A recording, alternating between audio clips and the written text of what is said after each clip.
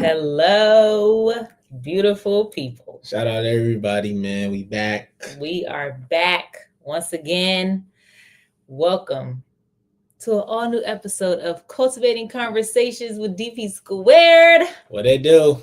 I'm your host, Deja, along with my amazing, talented, sometimes handsome, fresh haircut having co-hosts. DeAndre, we back. I think they have to respect the consistency. Though. You have to respect it just a little. I feel like you got to. Just I know it's say like I guess it's like somebody going to work every day and saying you better be happy I'm here. Right, it's like that's what you're supposed that's what to you're do. supposed to do, but still, we still have to acknowledge it that we Yes. are back Yes, again with another episode. We are live. Thank you for everyone who tunes in live, and for those who watch after. How y'all doing? How y'all doing? Best podcast in all the DMV. Okay. Happy Veterans Day. True. To all who have served or have family who serves, or I know it's a very important part of people's lives. So shout out to all y'all. You know, it's crazy. It's an uptick. A lot of people my age, I've seen them posted themselves in military outfits. I'm really? like, yeah, man. It's a lot of people that's actually part of the veteran, military. It is. Shout it is. Them. Hello. What's up? Yeah, so I definitely want to make sure we shout that out.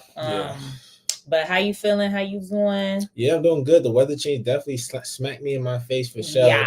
Yeah. Including with the time change and then the weather change, it's like, Lord have mercy. That so, I'm doing good, though. I mean, it's getting chilly, but I think that, the fall environment is definitely, I know people say seasonal depression comes around wintertime, but for me so far, like the fall, it feels good. It feels good. The change feels good. So I'm feeling in a good position. So I'm doing well, though. How about you? I'm doing pretty well as well.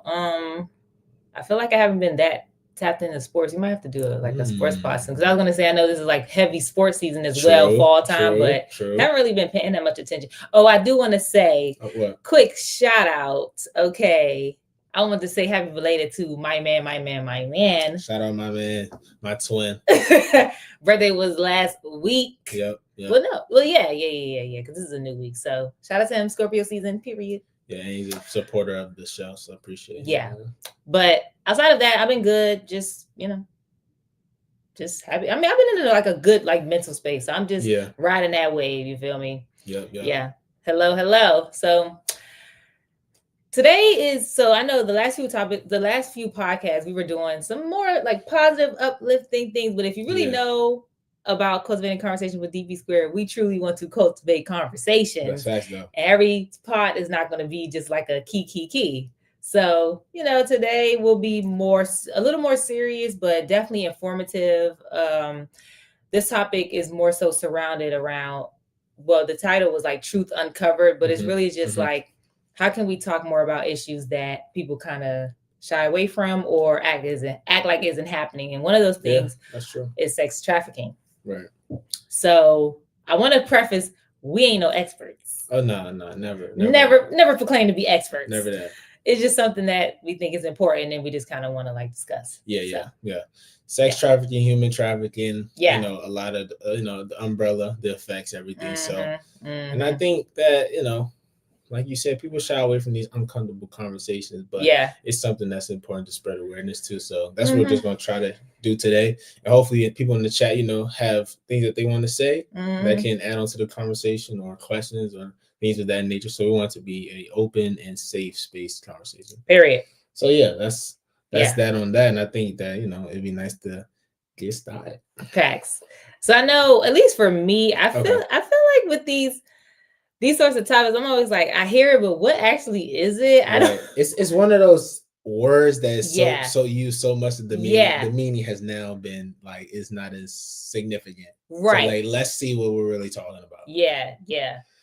So what I gather from it basically, in a general sense, it does not always mean we hear human trafficking, sex trafficking. It's not someone being transported in cargo, right, or being transported across the border, or being sold into slavery, right. Like these huge and large ideas that people have towards the topic. It can be as simple as adults using coercion or force for someone to agree to sex labor. Right. So that's what I gained from it. What about you though?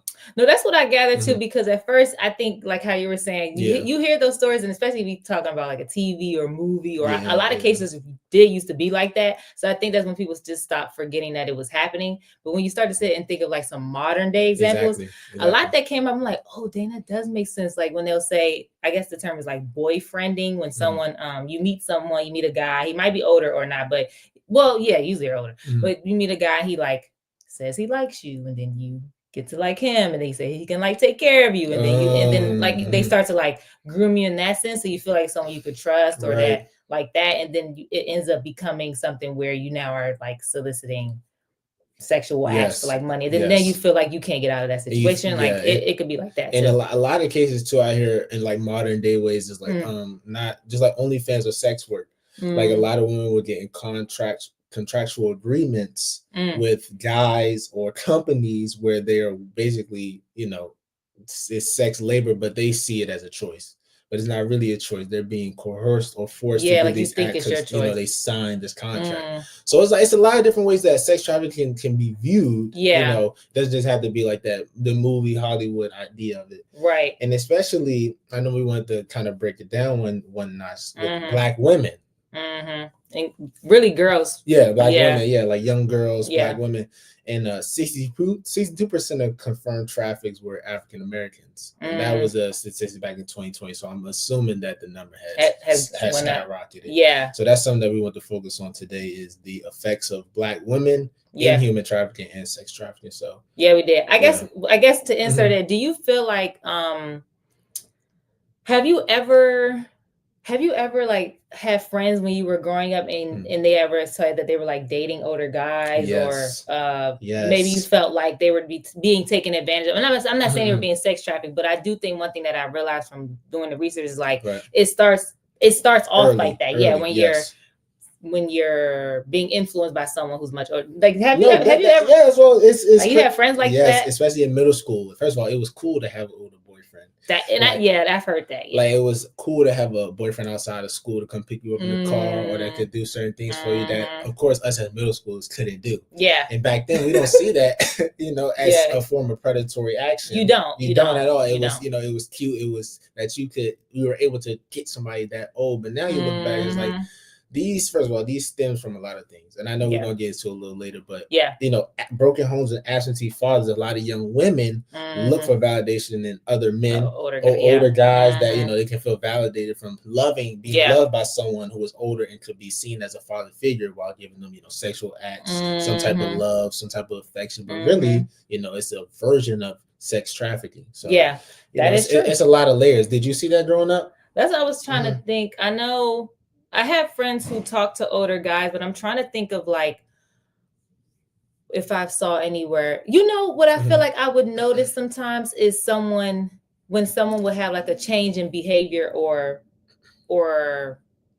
attitude, in a sense, where it's like maybe I'm used to such and such coming to school, being happy and more open and stuff, and then it was like a complete switch where it's like they're standoffish, or they're like staying to themselves, or you're just like, where such has been here to school in a few days. Like I've definitely had and I never knew what happened, but I'm saying now I'm thinking about, like, I wonder what that was about. Like I wonder if it was something related to that, or if it was just like something different. I don't know, but I do think it's important to check signs like that, because I know a lot of the research I was doing, you were saying some signs you can notice is a kid stops attending school, or they're not attending school as much, or if they're making excuses for like an older family member of saying like, oh, if I'm coming at you and ask you these different questions, you're just trying to like give me these what's the word, like basic, like these basic straightforward, and it's kind of like, this don't sound right, or this person is like like I said, being standoffish, or they seem like they're experiencing abuse, like stuff like that I think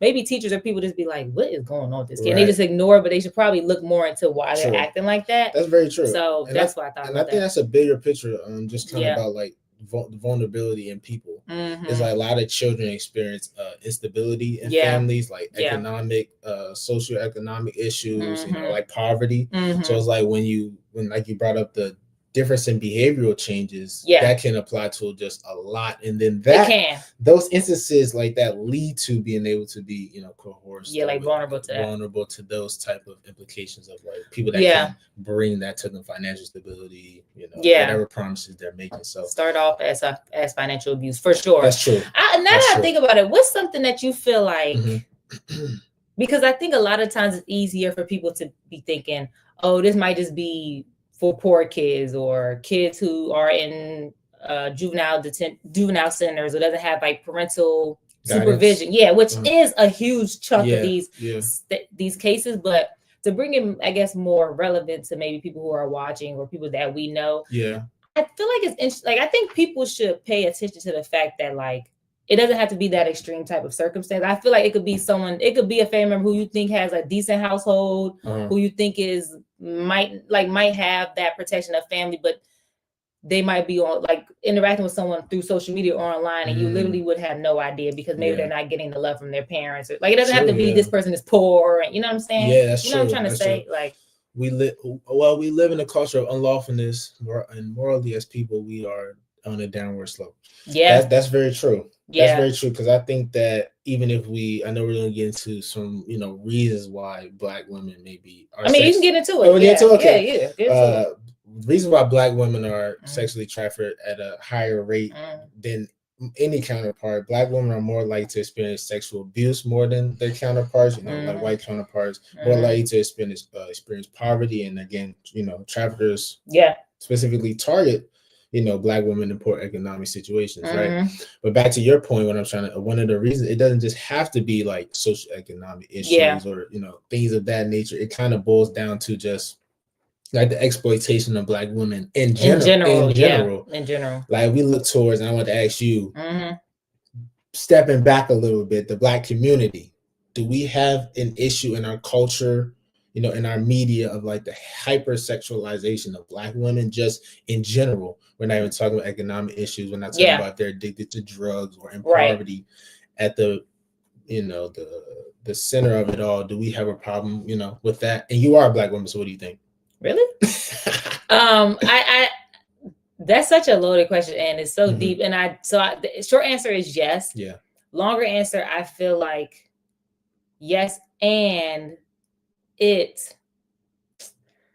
I think it happens so much. It's like you don't even realize. And that's why I'm really trying to reflect and think, because it's like it happens so much that sometimes it starts to feel like, oh, it's harmless, or like no one's being affected by it. It's just, like someone might not be physically touching you, but if you're constantly commenting on women's bodies and you're a family member, or you're constantly like hearing it on TV, or saying, oh, you shouldn't be wearing that. Like, if you're 7, you should be able to wear short shorts, or if you're like, you shouldn't be looking at a kid and being like, oh, you shouldn't be wearing. Like, I think sexualizing a young child when they shouldn't even be sexualized at that time affects them mentally. I agree with you completely. Like, you know what I'm trying to say? Especially like the adultification of Black women. And we spoke about this on the prior episode. If you remember, we were talking about like hip hop's effects on Black women's image, the European standards effects on Black women, etc.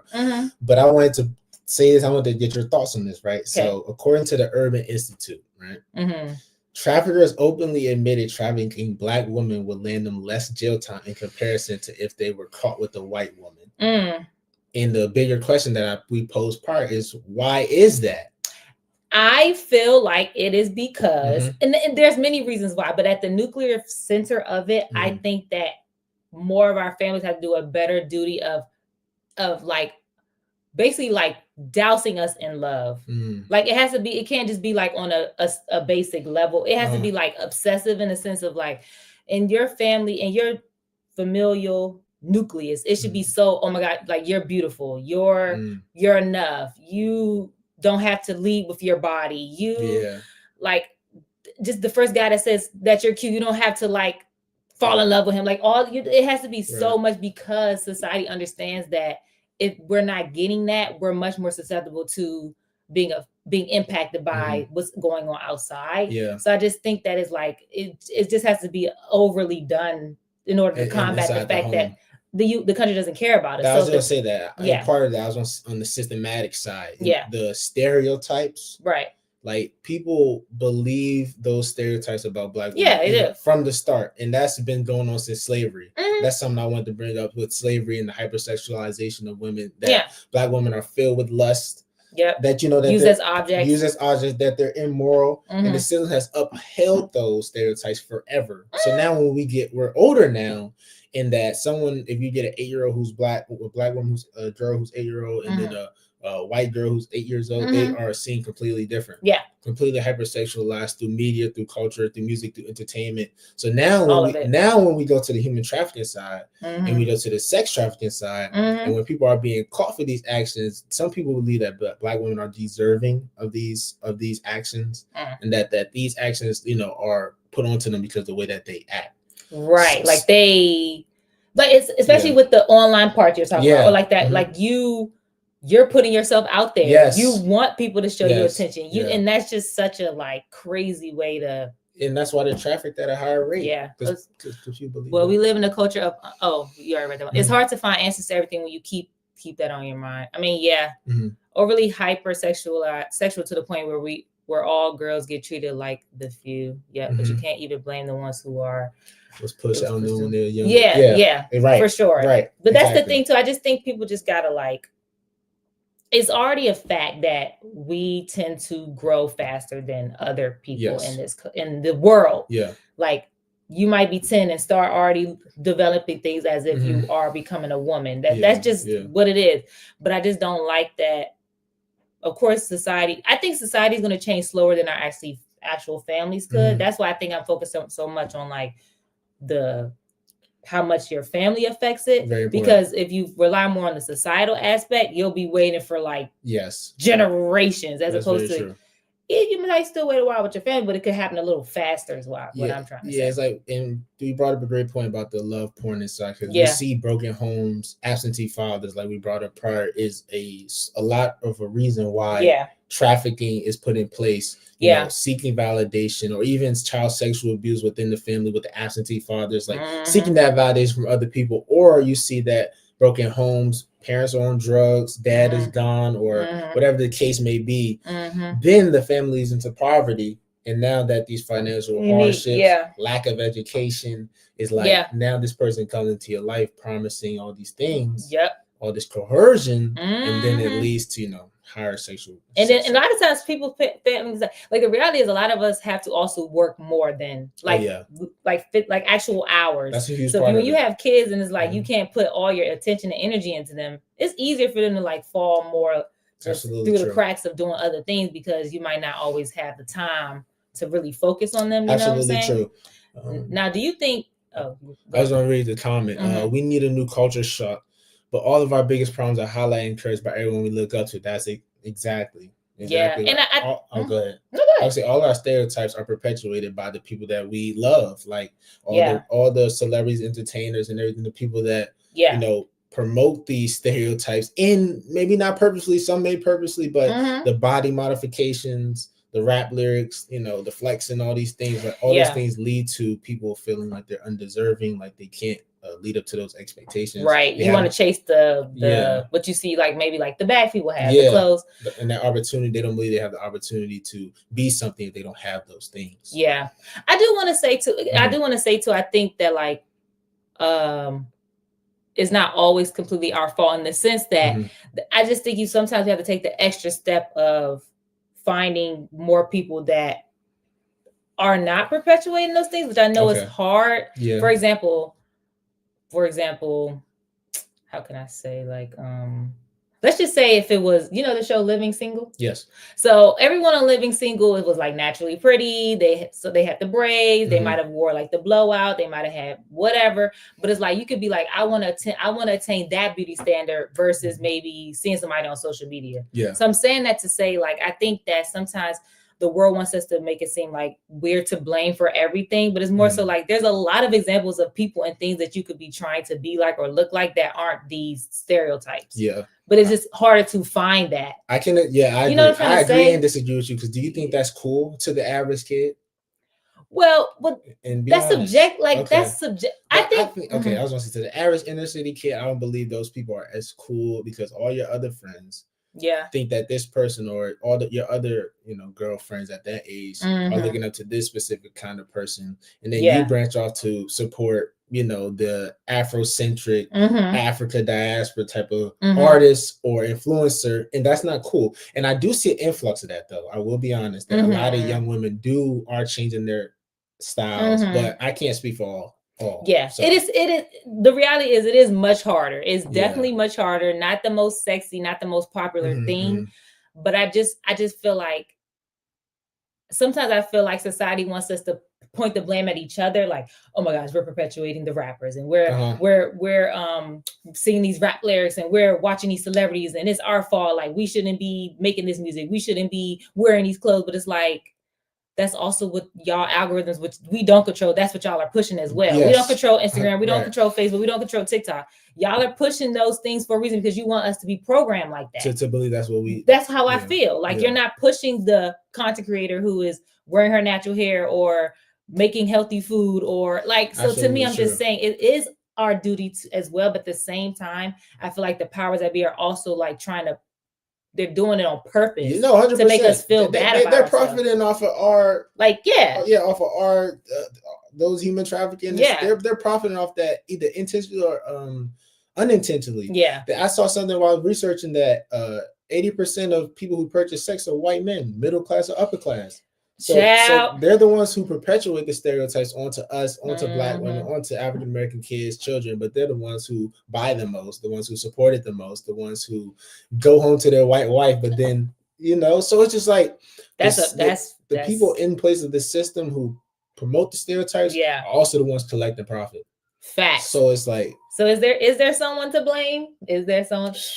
I mean, it's a long list. That's what I say. You can't like. But no, it is someone to blame. Okay. I think you start with the system. It's such like you say, you can't blame the system, but you can, because like you say, you'll be waiting forever. Yeah, you will. The system been in place. You're fighting air. You're fighting air. Right? So it's like finding a Wizard of Oz. Like, how like the little the Oz characters. Like, that's what we're looking at. We don't even know who Oz is. Yeah, like, I don't even know. The internet is used for a lot of this behavior. Yes. True, 100%. I don't even know that show. Let me tap in. What show are we talking about? Oh, Living Single. Oh, Living Single. Oh, yeah. Oh my gosh, yes, that's a classic. We know what sells, and I'm not exempt, but it's hard. It's a hard shake. What I know, and everyone chases exactly. Yeah. It's like that's what makes you get to that point. That's the sad part. Right. But okay, back to blame. Yes, to blame. I think that we drop it down a little bit and we go to the policymakers. Right? Okay. I think the lawmakers and the policymakers neglect African American people in general, one, and then secondly, African American young girls and women, because again, that stereotype of them not needing that same type of help. They're not deserving of that security or not deserving of that protection. So the lawmakers turn a blind eye to that. Yeah, it's not a point of like it's not a point or like at the top of the list. It's not because they believe that, like most people believe that Black young girls are inadequately in comparison to white young girls. So and partly it's like, can you blame us as African American people and Black men? Do we promote these stereotypes onto our young Black girls? In some ways. So I guess it's like all of us need a quick fix. Yeah, we all do. We all do. A lot of things are systemic. A lot of things we're like traumatized from generations of like ways of thinking. Yeah, we are for sure. But I do feel like we're stronger than we think. Okay. Like, I feel like they say this about everything, but if we weren't as strong and as powerful and as beautiful and as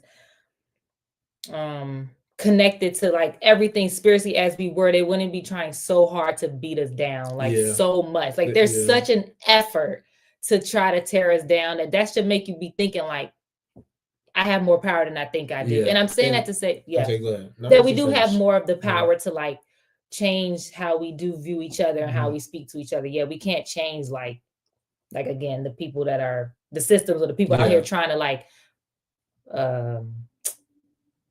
sex traffic, which a lot of times are people that the girls know, or it's not. I'm not saying it's not always like a white man. Yeah, no, for sure. No, it's usually someone they know. Right. So it's there is some blame that can go there, but I wanted to. And this is a tough question to answer, so just if you can or can't answer, just give the best whatever you can. But yeah, somebody like a young girl, what would you say to them, right? Like we spoke on before, like all the lists that we had before, broken home, absentee father, hypothetically speaking. Yeah. Let's say lack of education, Yeah, maybe self-esteem, maybe they're in a foster home. Yeah.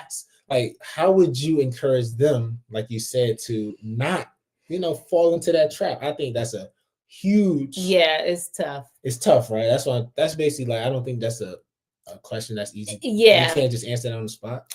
But I just wanted to make the point that I think that it's a lot harder easier said than done. Yeah. So I think that the system does definitely need blame. Because you could get somebody in the district, you could get your ward people to try to support those people in those situations, instead of being like, we are powerful, which is very true. Right. Very true. But it's a lot harder with somebody who feels like they have nothing. So true. Trying to, climb out of a hole. Yeah. And I agree with you completely. It's like they know that we are better together. And that's why it's so much separation. Exactly. So much separation in our communities. I just think it's a trickle-down effect, because imagine, right? Let's just say, hypothetically speaking, this is our own. Is it simulation or stimulate? I can never remember. It's like a fake world simulation. Yes. So, okay. Say we create our own. Not we, God. I'm just saying that this is a make-up family. Yeah. And we just met at a bar or something. Not us, but I'm just saying they just met at a bar. I'm saying, and they start off in like healthy communication, healthy relationship. You grow emotionally. You figure out yourselves emotionally. Yeah. You don't lean into toxicity as you're dating each other. And we're of age. Yeah, you're of age. Okay. We eventually maybe get married or something. We start a family. We're still having healthy communication. We're trying to grow as a unit. We have a child. You have a child. You pour love into them. You try to give them good opportunity. And this is just a random example. But I'm saying what I'm trying to, and then the child grows up. They have a decent amount of confidence. They decently love themselves. They find friends who love them. It's like your life. But go ahead. I'm just trying to say, and that's not a typical situation for every house. Like every relationship and every family can be started like that. But 100%. I'm just trying to say, like, that's why I think people should be so intentional from the beginning of everything you do, because there's a trickle down effect for all of it. Like, that's true. Yes. And this is not to say there's generational reasons why people go through some very hard stuff, and there's some very traumatic situations that aren't just going to be like, this is a great life. I'm just trying to say that's why I think people got to be very serious about how much they do things from the very start of like their adult life, because it can affect the way your future generations will act in this world, whether it's like their confidence or a broken home or speaking up for themselves. Yeah, speaking up for themselves or feeling worthy and like having value. It's just a, like, I'm just saying, this is like a blanket statement, because these are not for every situation, but I just want to make sure that people understand how like you can affect the way generations after you handle life, like from your own, the way you live yours. 100% is what I'm trying to say. That's 100% true. It's the way that you enlist confidence in people that you know, friends, family, just love, everything. It starts early. It does. And that's very true.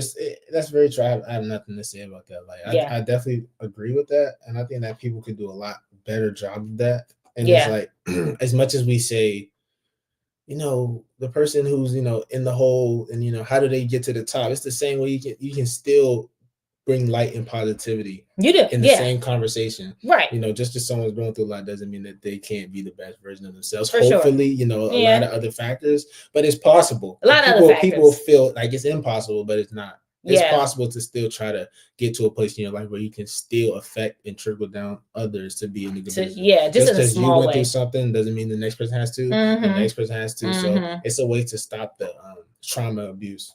Yeah, definitely. Facts. I think how different my life could be. Yeah, it's and that's why I feel like we, in a sense of, okay, how can, I know we were like, how can Black families help to prevent their loved one from being sexual? And that is a huge leap from one step to another. But I do think there are a little bit of ways. But no, you're right. It starts early, like you said. It starts so early. How do you prevent that? It starts from the conception of that child, like from the beginning. So like you said, I think that's where it begins. Definitely, like validating our children, validating, friends and family, listening to them if they Like, I think it's good to have like an open door policy in a sense with your kids. And you know how like you would, well, they would say this when we were in middle school and stuff, is like, you can always come in my classroom like that. Like, come talk to me, tell me what you're feeling, tell me what you're going through, like, so that the child don't feel like they're just going through everything by themselves. Yeah, and I think it's also understanding the difference from punishment and abuse as well. Like discipline. Yeah, like discipline or, from abuse. Right word? Yep, disciplining a kid. Yeah, like disciplining a kid in comparison to like abuse. Like, if a kid messes up on their homework, you don't beat them. Right. Don't use scare tactics. Exactly. Like, it's a different way to discipline a child for them to understand right from wrong. Than just beating them initially. Right. And then it breaks down that barrier where they can come to you for honest conversations, to be open about whatever's going on in their life. So it's not like if someone were to be sexually abused, they're not afraid to come talk to the parents to be beat or be stern talked, or know what I mean? It's like, and it won't be a behavior that they think is okay. Yes, exactly. Yeah, exactly. They say a lot of domestic violence starts from in the home. A child sees that it's okay for their mother to be beat by the husband, or vice versa, or for the dad to beat the daughter, and then when they get older, they believe that that's something that's okay or something that's normal, seen as love, but it's not. You know what? I have a book I want to recommend, I guess, when you just said that. So the book is by Bell Hooks. She's a Black author, and it's called All About Love. Let's see. How you spell that? Bell, the title, I mean the author, the title first. How you spell All About Love. But I don't know her pronouns are she, but Bell Hooks talks about how you spell it, like regular, like this? Yeah, Hooks with Hooks. Yeah, she is basically just trying to help us unlearn what we think love is supposed to look like, and really give you real definitions and real action of how to really show that to someone. Because like you were saying, some people grow up thinking that's love, but it's showing you like, no. And love is not this romance thing. It's like an actionable thing you do every day. You choose to love someone, whether it's a family member, a partner. I like that. So it's a lot of different things she goes through, but I think it's a good book when it talks about like showing love to yourself, but also knowing how to healthily love another person and how to be loved too, and how to be loved. Yeah, that's so heavy. That's heavy. I think that helps with with a lot of these big major issues. Right where it starts, right? Yeah, but. Did you have anything else you want to add? I want to give a shout out. I had a source, the Congressional Black Caucus. Okay, shout out. Yeah, they gave a lot of good information about human sex trafficking. Yeah. So I just want to shout them out. I got some good information from them. Shout out to them. And shout out also to the Department of Homeland Security. Yep, shout out to them for they've done a lot of good work with human trafficking, sex trafficking. And I just want to say one last thing that again, just on the general sense, human trafficking, sex trafficking is not someone just being like, that is a version. Yeah. But it's just not someone being like transported cargo or just being sold into sex slavery. It's like it can literally be within a home, within a relationship, one of your friends to be going through it. Yeah, literally. So just like be open, open-minded to helping someone. Be aware. Like if you see signs, try to talk about it, have that open conversation. A lot of people don't know they're even in it. They think that it's a choice, that whatever they're doing is a choice, but really it's through the layers it's not. So yeah, and if you have young cousins, young siblings, young whatever, like love on them. Facts, bro. Yeah. So that's all we want to talk about today with sex trafficking, human trafficking, just uncovering some truths about literally the society we live in. Like it's literally the truth. And I just want people to just like take care of themselves and take care of each other. We talk a lot about trying to create community and like just feeling more we can lean on each other type vibes. Back to the tribe days. So this is the way we have to do it, is by talking about real stuff like this. So. Yeah, and like you see an increase in poverty, lack of education, lack of food in children in all inner cities. So you have to be super aware of these like instances of trafficking. Like, they're gonna become more prevalent. For sure. Because a lot of people are suffering like without even you realize. You're like, you may be in a good position, but a lot of people in inner cities are struggling to eat the next day. Parents aren't around, parents on drugs. It's just like it's a lot going on. So it's gonna be a lot easier for young women, Black women, all minority women to be coerced to be in these positions. So it's just y'all have to be aware and try to help, in some way. Maybe donate, maybe I might donate. Yeah, I might. Who you gonna donate to? If there's some sex trafficking organizations, I see what you're saying. Like organizations, I'm just saying in some way. Maybe a nonprofit. To enlist yourself in helping somebody. Yes. Because it's very prevalent. So facts. If I donate, you're gonna see it on the story. Period. You may donate a couple coins. Yes. But speaking of, follow us on Instagram at CCwithDP². If you haven't already. We'll be back for another episode next week. Yes, we will. Yes, we will. Shout out to all y'all for tuning in, being engaging, and y'all talking engaged with us. Appreciate everybody. Yes, we love y'all. We appreciate y'all. Stay safe. Take care of yourself. And we will see y'all, God willing, next week. No cap. Amen. Shoot, next week the world